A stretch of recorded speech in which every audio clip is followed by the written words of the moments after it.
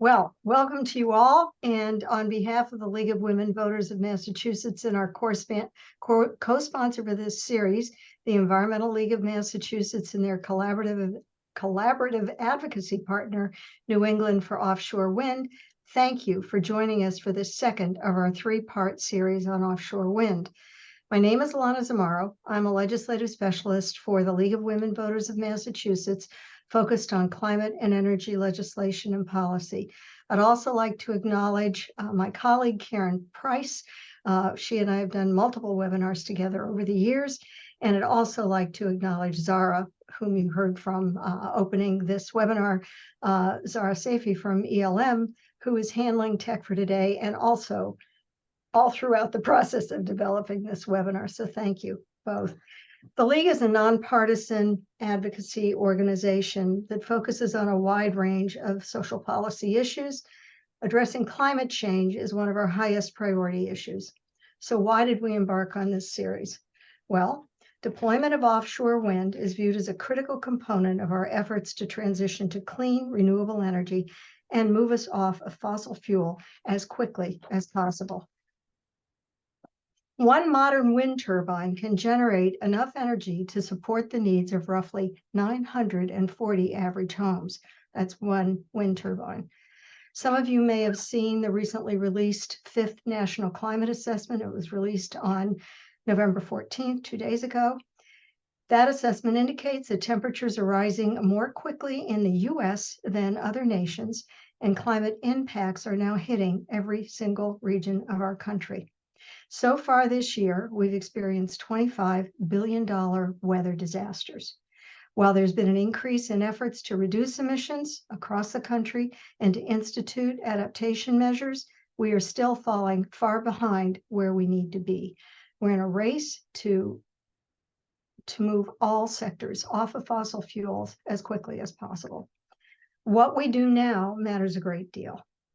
And there is good news on the solutions front. We already have cost-effective tools to significantly reduce emissions. The movement to electrify everything is one of the most important, but clean electricity depends on clean energy sources like wind. The deployment of offshore wind projects in federal waters off the U.S. East Coast is central to the Northeast states' near-term climate and energy goals. But reaching those goals cannot come at the expense of people, wildlife, and the environment.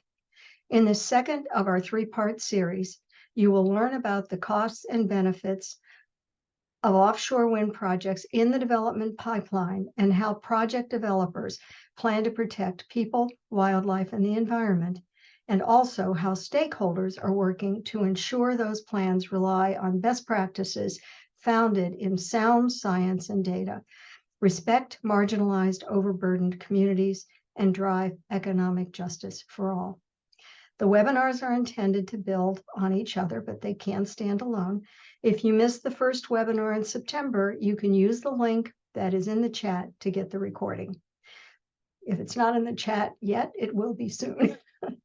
Our third webinar is scheduled for January 14th, same time. That's driving this process. Either states have actually made really substantial commitments. A lot of different coastal states have made really substantial commitments to get a chunk of their energy from offshore wind. So you can see we're creeping up towards 90,000 megawatts or 90 gigawatts of state commitments to offshore wind. What this has meant is that there have been a lot of investments in the US market, so that the number that's on the map is both supply chain investments and project-specific investments. And that is everything from manufacturing investments, so standing up manufacturing opportunities. You can see a lot of those are focused in the Northeast. Also shipbuilding. A lot of vessels are going to be needed for this. And a lot of that is, again, happening in New England. And then I know that a lot of folks are coming to this with an environmental lens, and ports are a really big deal for this industry, because you got to take all those turbines out to the water from a port because they are enormous. We are not making enough of the parts that we need globally to meet the 30 gigawatts that we have a goal for here in the US. So you can see that middle column is sort of what we're making right now globally, and the right-hand column is what we need to be making of those components in order to actually build the 30 gigawatts in the US that we're talking about building. So I promised you guys this slide. A lot of times people are like, yeah, all these jobs, they're just going to go to Europeans. The good news is that the Europeans are very busy building all their own offshore wind projects. When Russia invaded Ukraine, basically all the coastal European countries doubled their offshore wind goals because they want to get off of Russian gas. And so a lot of these contracts, we track contracts at the Oceanic Network, and you can see that 63% of the contracts that have been given so far in offshore wind are for companies that are only in the US. And then if you add in US headquartered companies that might have operations overseas, it's 71%, almost 72% of the contracts that have been given so far. One of the things that we are really short on because of a law called the Jones Act is enough vessels to build this. That's actually one of the major reasons that Ørsted had to put that pause on their New Jersey projects. They were not able to get the installation vessel that they needed. Basically, they had a contract for it, and they were told that it was going to be 2 years late. So it's a pretty substantial delay on building that project. And then I wanted to also point out to folks, every project, the way that we structure things right now in the US is that every project needs to find somewhere to plug into the grid. So every single green triangle here is somewhere that a project that has a lease and is moving forward in their permitting process wants to use to plug into the grid. The red ones are under consideration, but there are, as you can imagine, our grid is old. Our grid is not always built to take large sources of energy from offshore to onshore. So there are some constraints in terms of sort of our grid structure. So I think the things that I would sort of emphasize, this is that same slide that I showed you guys before, but today is about costs and benefits. And I think one of the things that I want to point out is that there are costs and benefits to any way of making electricity. And there are a lot of benefits to, in terms of, all of these things that you see here on this slide. There are a lot of benefits to offshore wind, including the climate benefit, and the costs in terms of environmental costs, and including climate, and the community costs, the job costs, all of that kind of thing, have been determined to be more desirable, aka lower cost, than building other new forms of generation. And I think, sometimes it ends up in a sort of scenario where folks are thinking about it's this or nothing, but the fact is that it's this or some other form of energy. So we got to build something to make our electricity. We've proven that energy efficiency is almost offsetting our increased energy use for electric vehicles and heating and cooling, but we still need a lot of electricity generation. So I will go ahead and stop sharing. Very, very pleased to introduce to you now Laura Morris, who is Director of Environmental Compliance and Strategy at Invenergy. Invenergy, is that correct? Okay, That's correct. Thank you for that nod, verbal. Okay, she worked previously as an environmental manager at Ørsted and has more than 25 years of experience as a marine biologist and regulatory specialist. Welcome, Laura. Hi, nice to meet everyone. So a little bit more about myself. I'm actually a whale biologist, spent most of my career, at least 20 plus years of my career, doing directed studies throughout the US and globally on large whales, and have about a 10-year history of doing directed studies on right whales along the East Coast. In fact, one of the first whales I saw was a right whale in Cape Cod Bay, and I live on Cape Cod. So started my whale career in P-Town on the Cape, and now live in Falmouth. So yeah, and I'm really pleased to be here and talk with you all. This is the first time I've joined one of these sessions, and I'm just really excited to see a lot of amazing, strong women on the call. So what I'm sort of here to talk to you is about my perspective as a developer.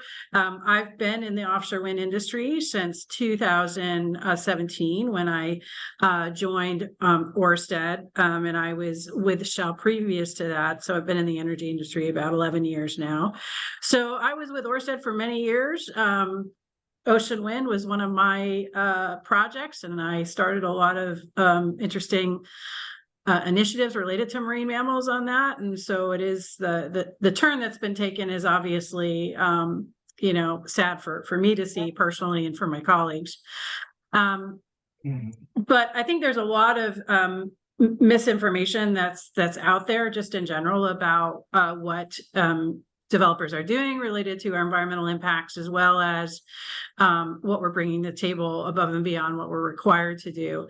And I think it's important to start out with, with the advent of social media and iPhones, we've seen this pretty incredible innovations and really one of the great innovations of our generation. But those have brought now a lot of dilemmas that we have to wrestle with, and in particular, how we handle misinformation, because there is just sort of less control over that.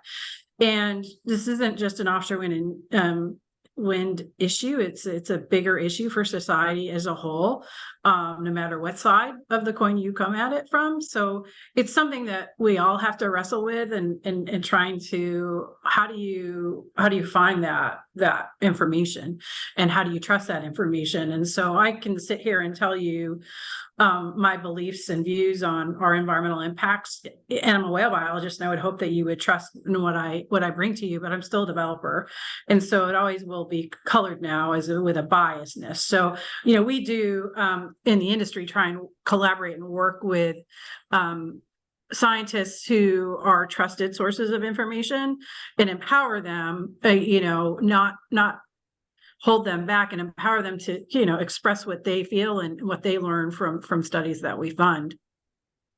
And so in addition to some of the things that we do, in addition to developing the mitigation and monitoring plans that you probably have heard about, are definitely sort of buried in the paperwork that's processed to execute. There are a lot of other things that we as an industry are doing and contributing to advance initiatives and tools that bring conservation benefit to the species and to the environment. We are seeing what is arguably one of the greatest investments in decades into environmental science along the Eastern Seaboard. It's really incredible. It's really exciting. And that is due to, at the center of it, advancing offshore wind. So there are many parties, state, local, federal, contributing to this effort. Department of Energy, state entities are putting dollars forward as conditions of power purchase agreements, and developers themselves are voluntarily bringing dollars to the table to do additional research, and committing to additional spend as part of their bid as well. And you're seeing the advancement of organizations such as the Regional Wildlife Science Collaborative, and a counterpart organization, ROSA, which has a focus on fisheries, that that has been supported by the offshore wind developers in collaboration with a range of partners to have neutral sort of central repositories and entities that can facilitate execution of regional studies. And so it's a really, really exciting time, and developers have been funding it and supporting it and helping to shape and move forward these really necessary regional constructs. Some of the tools and that we have been advancing voluntarily, which I think are would be of interest to you all, is we've helped to establish the near real-time passive acoustic array along the eastern seaboard. So with Oceanographic Institute, Mark Baumgartner, who came up with this innovation of a real-time buoy for detecting large whales, and then offshore wind developers came along and started deploying those, paying for their deployments. And in the last, I would say about 4 years, we've seen an array develop all along the eastern seaboard with other partners, funding partners coming in to contribute to that.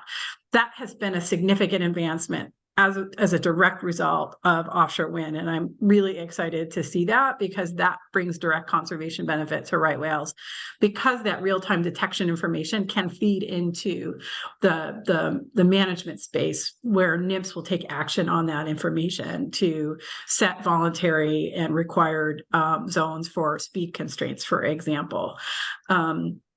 We're also seeing an increased investment in tools such as Whale Alert, which is an app for your phone that can provide information about whale presence, and also just in general about marine mammals in general for the general mariner that's out there. I think for many of you probably are aware that one of the challenges for large whales is vessel strikes, and many vessel strikes occur as a result of interaction with small recreational vessels, people who just don't really have as much of a knowledge or awareness of large whales' presence or how to avoid them. So the Whale Alert really does serve as a great tool for the general mariner public. And so we support that. Industry supports improvements and education to the general public about those tools. We're continuing to advance other tools for real-time detection, visual detection tools, also acoustic detection tools. That is aligned too with real-time processing of information through use of artificial intelligence and machine learning algorithms that are available and increasingly available as there is just sort of rapid advancement in that space. And there's emerging tools, some really cool work that's coming out with work that's being done to use satellites. And this is happening across the globe. Actually, there's studies throughout the world where they're leveraging satellite imagery and doing crowdsource science, where it's a lot of data to process. The satellite imagery that's been the challenge, is how do you process what is an immense amount of data? And there is the tools of AI and machine learning to help process that, as well as crowdsourcing, putting that imagery out for communities to support and help process to find animals. And for example, I was just listening to or reading an article about a woman in the southern hemisphere who's using it to do seal counts and working with this crowdsourcing to help evaluate all this data. And then there's other really cool tools such as eDNA, where it's an emerging technique. And so there's a lot of studies being done to see how eDNA can be applied as a new method for detection and monitoring for marine mammal presence and other protected species presence. And we're seeing offshore wind developers fund that. And there's tools like DMS, which is one I'm actually personally really excited about. There are researchers in Massachusetts, in particular with Whole Oceanographic Institute and the Stellwagen Bank Sanctuary. Dave Wiley is a friend of mine and also one of the lead scientists there that has been working with WHOI to test and advance tools for detecting dimethyl sulfide as a signature of right whale presence. It's really cool, cutting edge science. And we're seeing some investment from BOEM and developers to help advance that tool as well.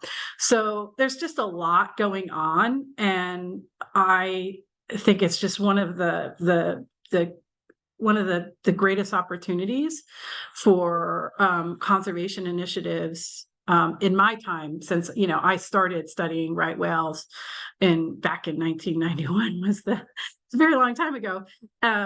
This is really, like, for me, a turning point and an opportunity to really help advance tools that are absolutely going to help with conserving the species, as well as other protected species. So yeah, I think that's all I have to say, and I look forward to questions. Wow. Laura, thank you so much. We're actually going to hear our next speaker, and then we'll take questions at the end. And I want to make sure we preserve some time for the Q&A, but I learned a lot from what you just said and expressed. You pulled the curtain back a little bit on what goes on behind the scenes, and it is incredibly exciting to hear about the R&D. Also nice to hear a positive use of AI, because we hear about the dangers of it. So it's very good to hear something positive. Thank you so much. Okay, and you also mentioned the issue of disinformation. So I do want to mention, because I don't think I got to it before we got bumped off, our third webinar scheduled on January 14th. I think I did say that. It's basically going to drill down on the disinformation, misinformation that's flooding basically our communities and social media. And it's really important to try to get a handle on that. And we're going to have an expert who could also not only talk about that situation, but also what we can do in response to that. So I think it's going to be a very good webinar for folks who are concerned about that. And now, moving right along at hyperspeed here, I'd like to introduce our next speaker, Barbara Sullivan-Watts. Barbara is a senior marine research scientist emerita with the Graduate School of Oceanography at the University of Rhode Island. She holds an MS in environmental engineering and a PhD in biological oceanography, and has authored or co-authored 46 peer-reviewed publications. Welcome, Barbara. The floor is yours. Okay, thank you very much. And some of what I was going to say, Laura has already stolen my pitch, which is how much good is coming out of offshore wind and new instrumentation. She didn't mention a new instrument that I heard about. It's a very memorable name. It's called the Snot Bot, which is a oh gosh, what's the word for that? These little things that fly around. Geez, I knew this would happen.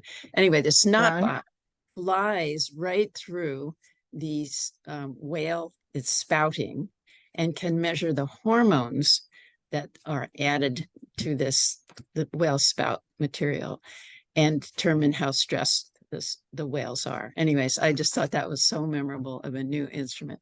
But what I really wanted to tell you today is both a personal and a collective story of marine science and oceanography on the Northeast coast. Who are we, marine scientists? I think people don't know a lot about the people that we are and what we do. And I think if they knew more, they would feel reassured that the development of offshore wind is in the hands of good people who are trained and experienced and have devoted their lives to protecting marine species. This is our ecosystem that we love to be out in. So my story starts in 1970. I don't know how many of you will know that that was the first Earth Day. Okay, I was a graduate student in the School of Environmental Engineering at Johns Hopkins University, and we and our fellow students were very worried about water pollution and air pollution for good reason. It was very bad. We were dumping pretty indiscriminately things from industry into the water. So what we wanted to do was to enact the cure. We wanted to be the physicians of the ocean.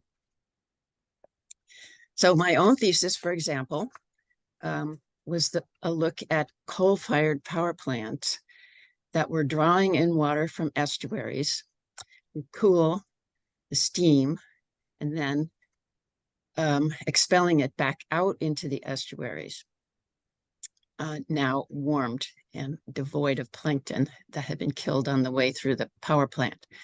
How much difference was this making, and how could we mitigate these impacts? So that was the start. Eventually, I wound up working in Narragansett Bay for EPA in Narragansett and University of Rhode Island. And there we started what we called time series analysis. For me, that meant going out in a boat every single week, winter, spring, summer, and fall, to sample and track the numbers of species that were out there. And what changes were going to occur over time. So this happened from year to year. It's a now 50-year time series. I'm going to backtrack now to the collective view. How much we actually know as a result of these time series studies. Mine, of course, was only one of many, many. How many of you would guess when National Marine Fisheries started their studies? They started as, I have to look it up here, as the U.S. Bureau of Fisheries. 1926, okay? Henry Bigelow began studies. This work really ramped up in the 1960s and developed a relative army of trained scientists who are looking, I think it's 4 times a year, at 178 stations. They study 500 fish species, 120 marine mammal species. We have a wealth of knowledge about the Northeast coast. This should be comforting to people who don't understand how much we already know. So that's why I'm telling you about it.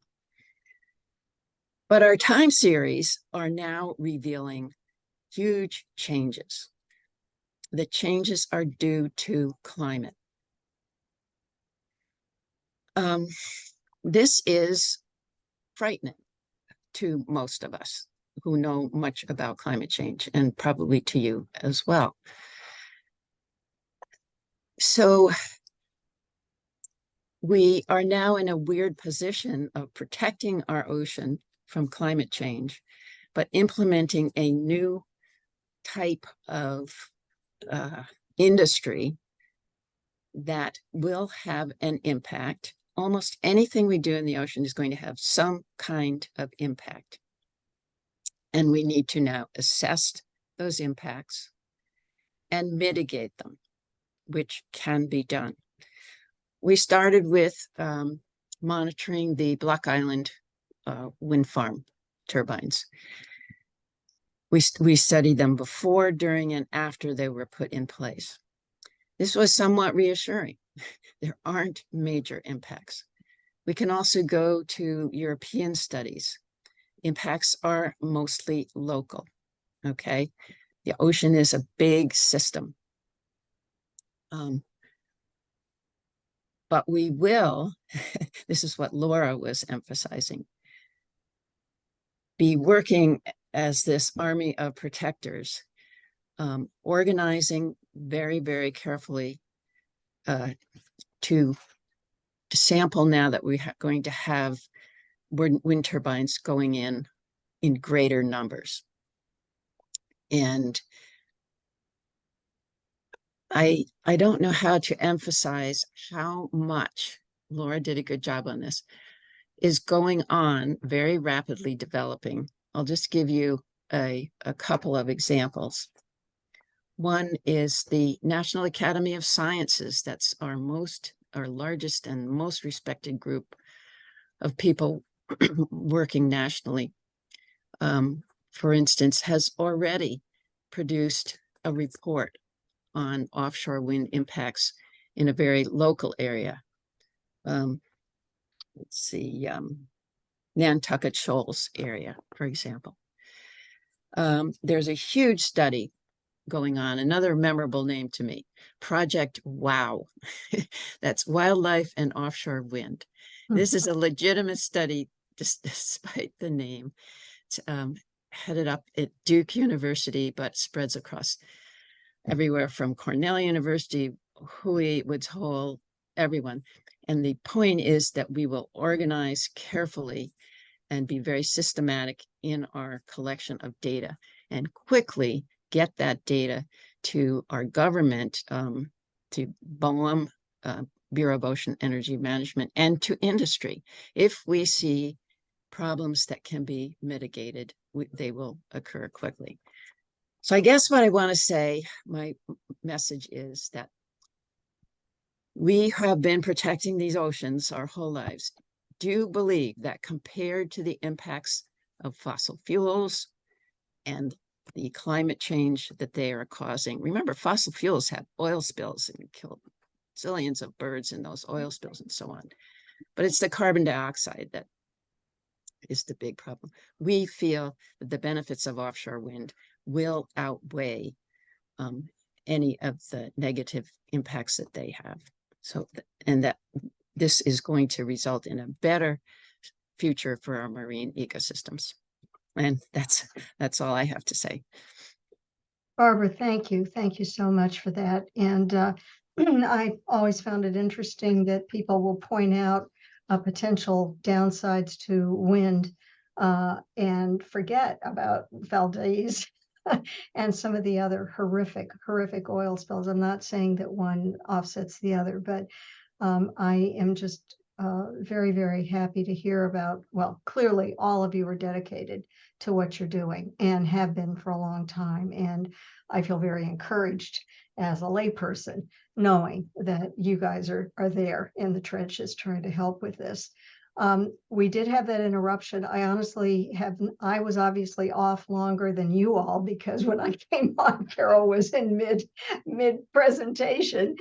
So thank you all for carrying on. I am not seeing any questions in the chat. I am just wondering if you all would be willing to stay on. What time is it?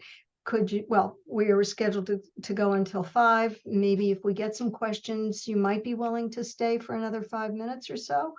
That'd be great. Thank you. And I think, Laura, you also wanted to respond to Steve's question when Barbara was trying to recall a word. What take it?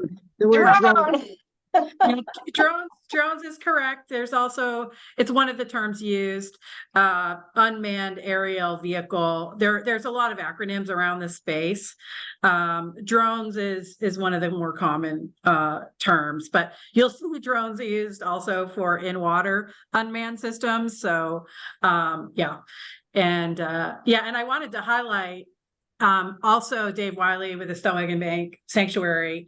He's done in collaboration with some other researchers whose name evades me right now, but other researchers in the state of Massachusetts. They did the first testing of tagging of whales from drones. The footage I've seen of it is just spectacular, but it's really cutting edge, and researchers are really excited to have that option, because there's tags that are there's different types of tags, but implantable tags are one of the methods used, and there's always concerns around that, and so being able to get tags on and not have to get close to the whales is really really exciting. So that is great. And I will say too that drones are also used in sort of the particularly the operations and maintenance phase. They're used a lot in the, in terms of improving worker safety. So that rather than having somebody hanging off a blade doing visual inspection, you can send a drone out to take photos. And then, Lana, this is another good use of AI. AI can sort through, 7,000 blade images and pick out the ones that might actually be a problem. And then a human only has to look at, 30 or 40 instead of 7,000. So that's a good use of AI. When the technology works, it's phenomenal. And Yes. we're in this incredible. And let's keep it to that part of stuff. I guess what? There's Questions Lana, there's a hand raised from Susan Tordella, which I will allow her to talk now. Okay, thank you. There are also questions in the Q&A, so I want to be sure to get Oh, hi, I just put some of my questions in. So I was just wondering about what happened in California, because they were ahead of the pack in mandating wind and solar, and now their electric rates are about triple the rest of the country. So could you talk about the impact of all the costs associated with offshore wind and how that impacts our electric bills just as regular consumers? So maybe I could Okay. take that, at least Go maybe ahead. get it started. Go ahead. So Susan, the measure that's usually used when they're modeling out different projects is called the levelized cost of energy. And so it's over the lifetime, the theoretical usable lifetime of the project. You build in all of the costs to develop it, all of the costs to maintain it, all of the lease costs, to lease that part of the ocean from the Bureau of Ocean Energy Management. And actually, the levelized cost of energy for offshore wind is pretty on par.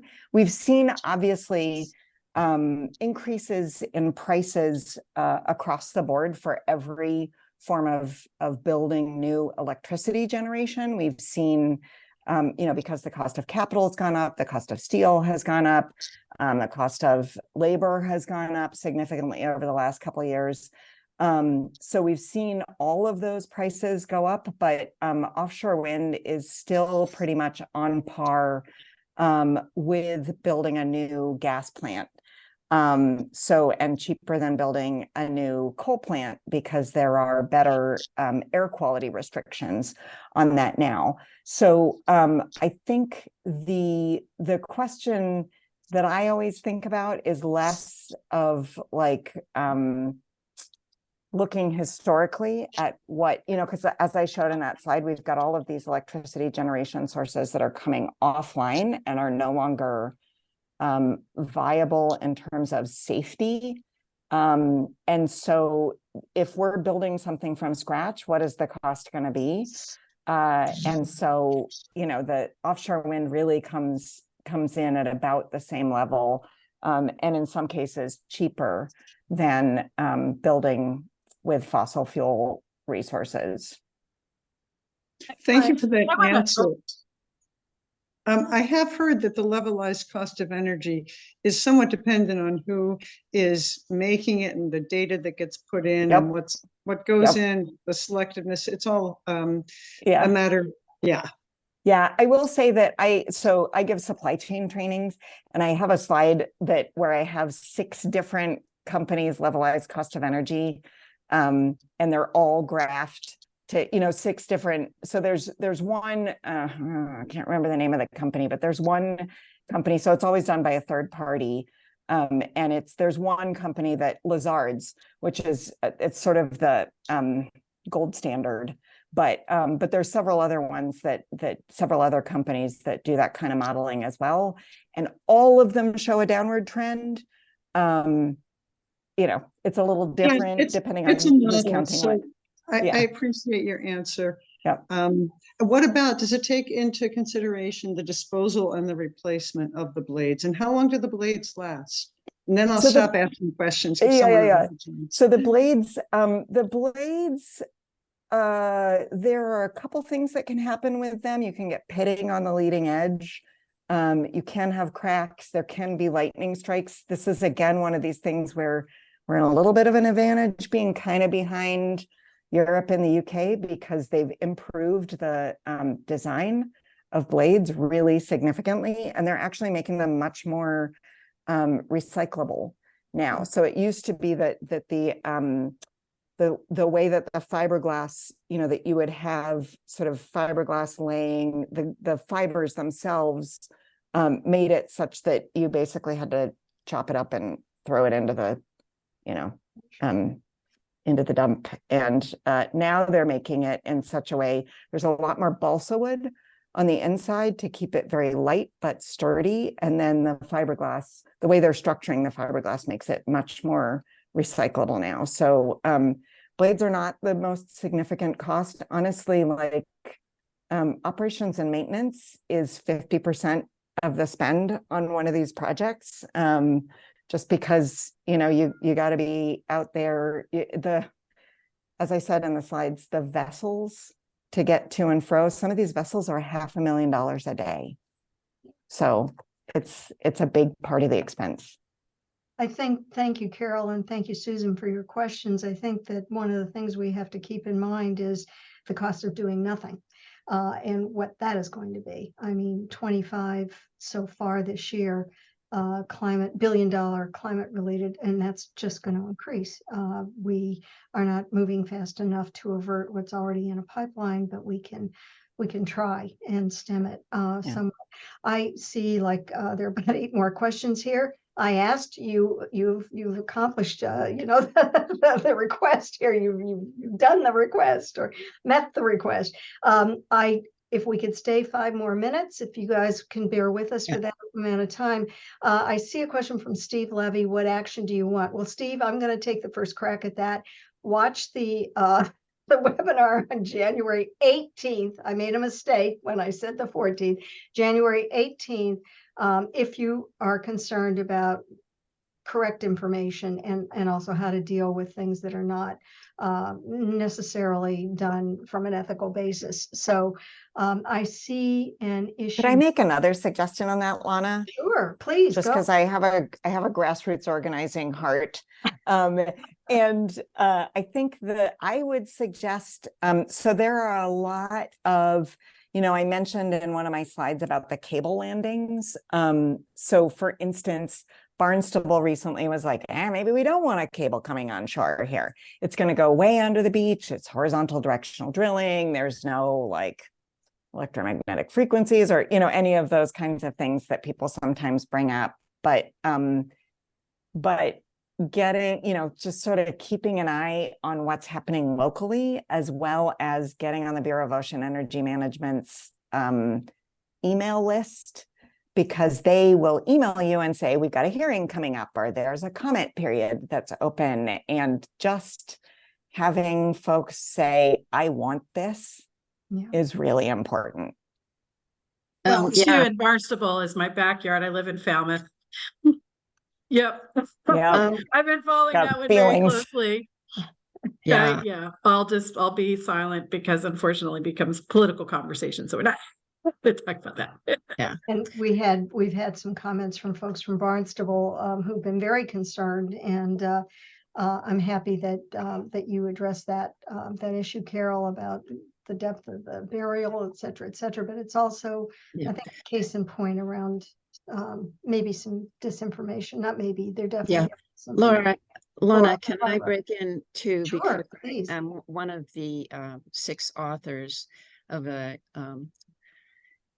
it's called realoffshorewind.org, which is a question and answer website for questions about offshore wind that's for easily accessible to the general public, as opposed to very, very scientific. But we answered some of the questions that were asked by the first person, and then others that have been already brought up. So I would like, to direct them.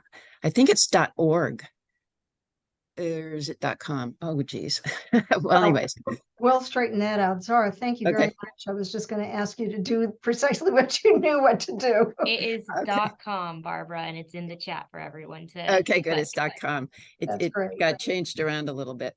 But the other thing I wanted to say is to think about the benefits that accrue to a world that is not based on fossil fuels. Mm.